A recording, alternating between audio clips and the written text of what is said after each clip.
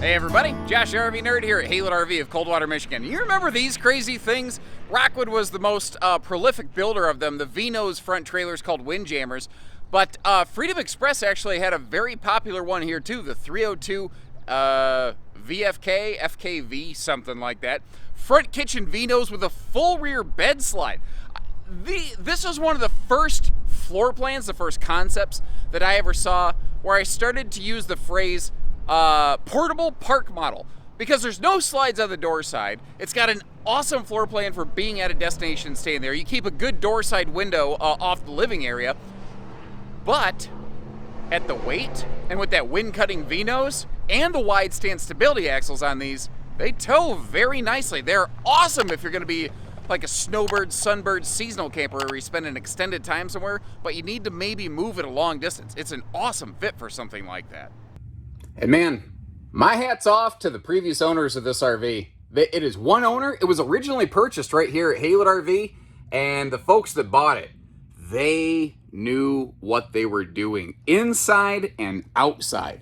It is clean. It is gleaming. A lot of times when I see RVs come in on trade, if people hadn't been using them for a while, which is kind of the case here, they're dirty, they're dusty. None of that. None of that. There's no spider webs. There's none of that nonsense. This thing has been extremely well kept. And this is very cool. What's nice about this, it has a good kitchen, and the kitchen really wraps around the campsite cook. I like that little elevated breakfast bar there. Shoe garage by the door to cut the clutter. That is an 8 cubic foot gas electric fridge freezer. This has a stone cast sink, which is rated for like up to 500 degrees. And it seems like a small kitchen, but when you look at it, there's actually quite a bit going on here. It really, like I said, it wraps right around you. Everything is where you can easily access it. And like, if you are cooking, you're not constantly battling with like somebody kind of getting in your way, bumping into you, fighting people, things like that. Not like ultimate fighting. I think you know what I mean. As we pivot over here to the Super Slide, this is actually a much longer slide, wider slide than you realize, because that's a full trifold sleeper sofa. But notice we also have room here. It's sized for a U-dinette, but what we're looking at is a freestanding table and chairs upgrade, and I miss that. There's a couple things on the newer Freedom Expresses. Like, I'm a big time Freedom Express fan. They are a brand for which I am personally, I'm very sweet on them. I kind of miss that extra skylight above the dinette there. And then an interesting little thing here, I always called the sky mirror. So Freedom Expresses today are 6'9" tall. This is 6.5, but they added that little kind of recessed tray with a highly reflective, basically piece of plexiglass and some LED inlays in there to give you a bigger, more open sense of space. I just always love the aesthetic. That's a trifold sleeper, by the way. The TV can pivot around, and what kind of makes that work too is the fact that the kitchen's a big time focal point of this RV. When you're in the kitchen, you're facing the entertainment center. The recliners can turn to face the entertainment center. And an interesting little thing here, Freedom Express used to do this quite a bit. That's totally free floating, and it has its own little built-in cushion. That cushion flips over onto the top. So if what you need is a floating jump seat to get over here for an extra seat around the dinette, or the table as it is, well, you could do that. All the windows open for airflow, I guess with the exception of not all the windows. I want to clarify what I said. All of your living room windows open for airflow. The skylight above the dining does not. And the two front, just general viewing windows with those fold down weather shields, they do not. There we go. I don't want to seem like I'm misleading you there. And one of the other things this RV does very well, frankly, I like every room in this, but as we back up from the living room to this giant walk-through middle bathroom, I think one of its greatest qualities is how much storage capacity you have here in the bathroom. There's nice, wide open floor space. There's no floor vents in this RV, by the way. It's very easy to manage that way. You may have noticed how the closet, the pantry or closet or linen cabinet, whatever you want to call it, that we looked at a second ago, had potential hanging rack capacity in it. While that one that we just looked at was more like just shelving, just storage. Toiletries, rather, not toilets. You're not going to, stack toilets in a linen cabinet. Again, I think you know what I mean. There's a lot of storage in the bathroom. I flubbed my my lines up 100 times. I'm flubbing the line up now. We're gonna hard pivot. We're gonna transition off this into the bedroom.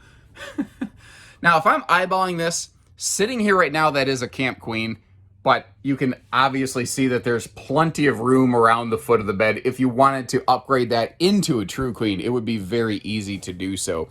The rear wall, this is a window, similar to what Rockwood did, which helps keep the length in check. But if you notice, there is a big chunk of closet space right there. Plus, remember, there was that one cabinet in the bathroom that I couldn't name properly that you could very easily convert into an extra closet.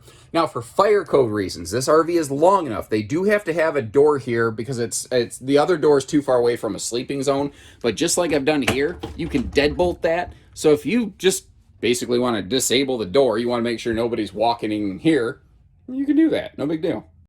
And this is what I was saying about this being very park friendly. With no slides over here on the door side, just your awnings. And these are the older style steps that, you know, they fold up into the skirt. They don't fold up into the RV, which is very friendly if you want to like add a deck onto something like this.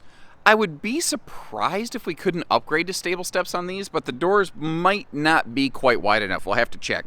Now you might be wondering like, what is going on here? If you're not familiar with the history of this brand, this was actually originally built with a free-floating Coleman camp grill, which I have not located. I suspect that the folks just didn't enjoy it, replaced it at some point, I don't know. But it used to run, or sit on this little tray here. And I think you could very easily repurpose this as storage or like a drawer. The folks kind of did that. That actually hides under the stand next to the recliners on the inside, so it really doesn't eat up anything outside, which is kind of cool. Or you could just take the runners out and just use it like a pocket for all your picnic stuff. I think that would work, you know, your picnic table cover and things like that. The wide stance axles are going to help this thing not bounce and sway so much when you're towing. And it is a pretty long trailer, but it's not as long as it seems or could be. And I know that sounds weird, but allow me to explain. So you see that V-nose in the front there? That vertical line where the V-nose ends and the body of the RV begins, that's all over the tongue. So this RV gains about 2.5 to 3 foot of bonus interior space. That kitchen is just over the tongue of the RV. So it has the interior space of an equivalent, roughly, say, 37, 38-foot trailer, but in something that's a few feet shorter. Obviously, it's not a 20-foot ultralight, but it's smaller than it otherwise could be and handles a little bit easier as a result. Now, kind of neat, under the kitchen, in that little alcove with access doors on both sides, you actually see the propane and battery enclosure. And I always like how Freedom Express did that. They made it easy to get to. And with those window shades open over the kitchen, the shields right there, doesn't it look like this thing has like, it's got a face, doesn't it? This one has like literal face and character about it, which I think is very fun. This is the Liberty Edition series, which if you're not familiar is like the upgrade trim level. So there's a couple extra widgets and whiz bangs. Most things like the solid surface countertops, the fireplace that we saw inside, the bigger refrigerator, those were all symptoms of that. We got black tank flush out here. I like the little bug screen on the furnace intake and exhaust. And you see how all of our hookups and everything, they're kind of tucked away right in between these two slides right here, which I think is pretty cool. And I always try to be fair. These V-nose trailers are very cool. They give you, again, you're getting bonus interior space without additional exterior length. They tow nicely. There's a lot of things that go into them.